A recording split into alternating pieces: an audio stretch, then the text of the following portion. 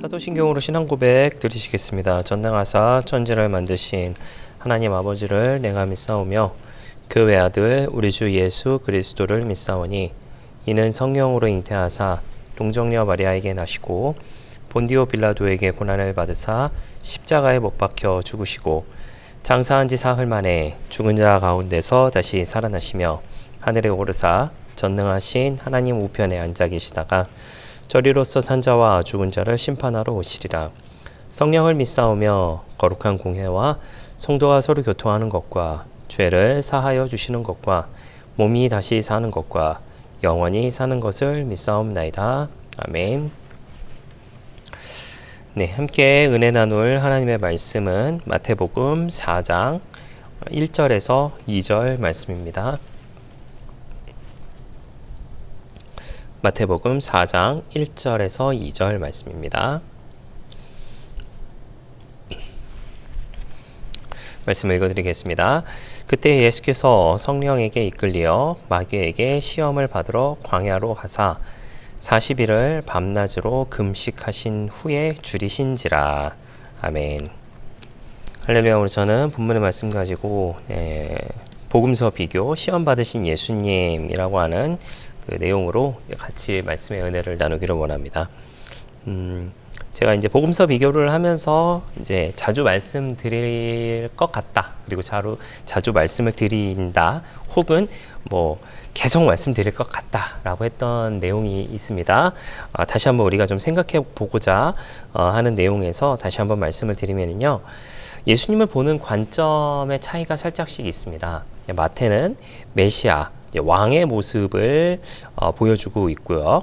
그리고 마가 같은 경우는 거룩한 종의 모습으로 그런 관점으로 바라보고 있습니다. 누가는 이제 인자이신 예수님, 사람인 예수님의 모습, 그 관점을 가지고 있고요. 요한은 하나님의 아들의 모습에 이제 초점이 맞춰져 있습니다. 오늘 읽으셨던 이 본문의 내용, 시작의 내용인데 예수님께서 이제 침례를 받으시고 난 후에 광야로 나가서 이제 마귀에게 시험을 받게 되죠. 세 가지 시험을 이제 받게 되는데 이 내용 자체는 우리가 너무나도 잘 알고 있는 내용이시리라 생각을 합니다. 이 내용은 마태, 마가, 누가 이 세 복음서에만 등장을 하게 됩니다. 요한복음에는 등장을 하지 않는데 요한복음은 이와 같은 내용들을 이제 사용하지 않은 것이 뭐 중요하지 않다라고 하는 그런 관점보다는 마태, 마가, 누가에서 이야기를 하고 있으니까 나는 말하지 않았던 혹은 이제 그 다른 사도들이 살짝 놓쳤던 부분들을 더 덧붙여서 이야기를 하거나 아니면 오병이어의 기적처럼 정말로 중요하다라고 기억되고 생각하는 부분들을 다시 한번 반복하는 것. 그와 같은 내용들을 이제 많이 가지고 있는 것이 이제 요한 복음서에 대한 내용을 주로 가지고 있습니다. 오늘 말씀드렸던 것처럼 예수님께서는 이제 침례를 받으시고 난 후에 이제 광야로 나가서 이제 마귀에게 시험을 이제 받게 되십니다. 말씀드린 것처럼 마태, 마가, 누가에만 등장을 하게 되는데 조금씩의 차이점이 있습니다. 먼저 이제 마태복음에 대한 내용을 이제 살짝 좀 설명을 해 드리자면 이렇습니다. 마태복음은 첫 번째로는 돌들을 떡덩이가 되게 하라라고 이야기하는 마귀의 같은 시험이 첫 번째로 등장을 하고요. 두 번째로는 거룩한 성에서 이제 뛰어내려 봐라라고 하는 그런 내용이 이제 등장을 하게 됩니다. 그리고 세 번째는 나한테 경배하면 세상 만물에 있는 모든 영광을 너에게 주겠다라고 하는 그와 같은 내용들이 등장을 하게 됩니다. 마가복음은 이제 살짝 넘어가서 이제 누가복음에 대한 내용을 잠깐 말씀을 드릴게요. 누가복음도 이제 동일하지만 순서의 차이가 좀 있습니다. 앞서 마태복음은 돌들을 떡덩이가 되게 하는 것이 첫 번째, 두 번째로는 거룩한 성에서 뛰어내려 봐라, 세 번째는 나한테 경배하면 모든 걸 주겠다라고 하는 그와 같은 순서였다라고 한다면 누가복음은 첫 번째는 돌들에게 명하여 떡이 되게 해봐라 라고 하는 것이 첫 번째, 그리고 두 번째가 천하만국을 보이면서 나한테 절하면 모든 권위와 영광을 주겠다. 마태복음에서 세 번째 이야기했던 것을 누가복음에서는 두 번째 등장을 시키고 있습니다. 그리고 마태복음에서 두 번째 이야기했던 거룩한 성에서 뛰어내려 봐라 라고 이야기하는 그 뛰어내려 봐라 라고 하는 내용이 누가복음에선 세 번째로 등장을 하고 있습니다. 네, 이것은 뭐 순서에 대한 차이 혹은 이제 뭐 어떤 이와 같은 것들로 인하여서 뭐 큰 신학적 뭐 의미를 내포하고 있다라고 하는 것을 말씀드리는 것이 아니라 중요한 건 이 세 가지의 시험을 예수님께서 받으셨다라고 하는 것, 그리고 예수님께서는 그 말씀으로 공격한 그 마귀를 말씀으로 이기신 그 모습을 우리 가운데 이제 보여주고 있으시죠. 마가복음에서는 조금 다르다라고 표현을 하는 것은 좀 그렇고요. 좀 간략해서 좀 설명을 하고 있습니다. 제가 천천히 말씀을 좀 읽어드리면 마가복음 1장 12절과 13절 말씀에 이렇게 되어 있습니다. 성령이 곧 예수를 광야로 몰아내신지라. 13절에는 광야에서 40일을 계시면서 사탄에게 시험을 받으시며 들짐승과 함께 계시니 천사들이 수종 들더라 라고 하면서 말씀을 마무리를 하고 있어요. 아주 간략하게 이제 마무리를 하고 있습니다. 제가 설교 초반에도 말씀드렸다시피 마태는 메시아 왕의 모습으로 예수님을 바라봤고, 마가는 거룩한 종, 누가는 사람, 인자이신 예수님을 바라봤고, 요한은 하나님의 아들로서의 예수님을 바라봤다라고 말씀을 드렸습니다.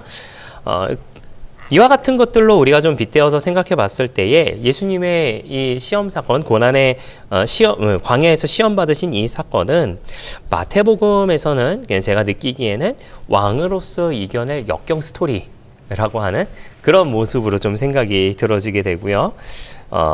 누가복음은 인간적인 그런 고뇌의 모습을 좀 보여주고 있는 것 같다라는 느낌을 좀 받았습니다. 아무래도 이런 시험이 오게 되면은 인간적으로 많이 고뇌를 하게 되죠. 제가 얼마 전에 이제 종교 영화를 좀 한 가지 좀 봤는데 좀 많은 생각을 좀 하게 되었었습니다. 가톨릭 신부가 이제 일본에 이제 복음을 전파하러 갔다가 이제 배교하는 그런 내용에 대한 영화였는데 여러 가지 좀 생각을 하게 됐는데 어떻게 그런 하나님을 버릴 수 있을까? 하나님을 배신할 수 있을까라고 생각을 하게 되지만은 실제로 여러 가지 목숨의 위협, 고난 그런 것들이 내 앞에 있게 됐을 때 과연 나는 어떻게 할까라는 그런 생각도 좀 하게 하는 그런 영화였던 것 같습니다. 어쨌든 누가복음 역시 인간적인 그 예수님의 모습을 보여주면서 굉장히 고뇌에 찬 그 모습을 보여주는 것 같다라는 느낌이 받게 되었고, 마가복음이 이렇게 짧게 앞서 소개해드렸던 것처럼 짧게 그렇게 한 것은 거룩한 종으로서 뭐 그 내용에 큰 의미를 두지 않은 것이 아닐까, 내용에 의미가 없다라고 하는 것이 아니라 중요한 것은 예수님은 하나님의 그 거룩한 종으로서 이와 같은 것들 그냥 넉넉하게 잘 이기셨다, 그와 같은 마귀의 시험을 잘 이겨내셨다라고 하는 것을 보여주고 있는 것이 아닌가라는 생각을 하게 됩니다. 앞서 말씀드린 것처럼 마귀는 예수님을 시험하게 됩니다. 감히 예수님을 시험하게 되는데 그것도 무엇으로 시험하냐면 말씀으로 시험하게 되죠. 그때마다 예수님은 말씀으로 이겨내셨습니다. 하나님의 말씀으로 산다 라고 하는 것으로 이겨냈고, 주 너희 하나님을 시험하지 말라라고 하면서 하는 것이 예수님의 모습이었다라고 하는 것이죠. 비교에 대한 내용은 여기까지 하고, 또 우리가 좀 오늘 생각해 보고자 하는 것은 바로 이것입니다. 여러분, 우리가 하나님의 말씀을 볼 때도 굉장히 단편적으로 좀 보는 그런 모습을 가지고 있지는 않은지 돌이켜 생각해 보는 우리가 되기를 바랍니다. 우리가 하나님께서 아브라함과 이삭과 야곱에게 복을 주시는 그 모습을 우리가 너무나도 잘 알고 있죠. 제가 얼마 전에도 이제 그 교구 예배에서 이제 설교를 했던 부분이기는 하는데, 아브라함의 복, 이삭의 복, 야곱의 복, 그리고 요셉의 복, 이와 같은 믿음의 그 조상들의 복을 우리가 많이 간구하고 또 바라고 있는 것이 분명합니다. 그런데 복에 초점을 맞춘다라기보다는 아브라함이 어떻게 살았는지, 이삭이 어떻게 살았는지, 야곱이, 요셉이 어떤 모습으로 살아왔는지를 성경이 쭉 보여주고 있잖아요. 끝에 가서 아브라함이 복을 받았다, 이삭이 복을 받았다, 야곱이 복을 받았다, 요셉이 복을 받았다라고 하는 것에 대한 초점도 중요하겠지만은 그것만으로 멈추는 것이 아니라 그들이 어떤 역경을 보내고 나서 그들이 어떤 신앙관을 가지고 나서 그들이 어떤 삶의 모습을 보여주고 나서 그와 같은 복을 받았는지에 대해서 우리가 좀 생각해 봤으면 좋겠다라고 하는 것이고요. 성경에서 말하고 있는 다른 내용들도 그저 무엇이 이루어진 것, 어떤 기적의 사건이 발생된 것만 바라보는 것이 아니라 그 과정에 있으면서 그 사람이 어떤 믿음을 가졌는지, 어떤 신앙생활을 했는지, 어떤 모습으로 하나님을 기쁘게 했는지에 대한 그런 내용들로 우리가 좀 초점을 맞춰봤으면 좋겠다라는 생각을 좀 하게 되었었습니다. 말씀드린 것처럼 말씀에 있는 내용들을 우리가 전부 다 아는 것이 불가능할지 모르겠지만 단편적으로 보지 않는 그런 모습을 갖는 저와 여러분들이 되시기를 부탁을 드리겠습니다. 말씀을 넓게 보고 그 복을 받은 사람들, 그와 같은 좋은 것들을 경험한 사람들이 어떤 신앙의 모습으로 살았고 어떤 마음으로 살았고 어떤 믿음의 모습으로 살았는지에 대해서도 바라볼 수 있는 우리가 되기를 바라고요. 그와 같은 모습으로 살아갈 때에 그 사람들에게 이루어졌던 그 믿음의 조상들에게 이루어졌던 복과 좋은 것들이 우리의 생활 가운데도 충만하게 넘쳐나시기를 예수님의 이름으로 부탁을 드리겠습니다. 기도하겠습니다. 좋으신 아버지 하나님 감사합니다.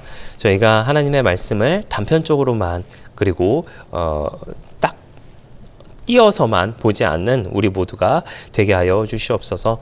하나님을 믿는 그 사람들이 복을 받았을 때에 어떤 신앙의 모습으로, 어떤 믿음의 모습으로, 어떤 마음의 모습으로 살아갔는지에 대해서도 바라보는 우리가 되게 하여 주시고, 예수님의 가르침 가운데에서도 이 가르침을 통하여서 우리에게 어떤 것을 말씀하고 싶으신 것인지에 대해서 넓게 볼 수 있는 우리가 되게 하여 주시옵소서.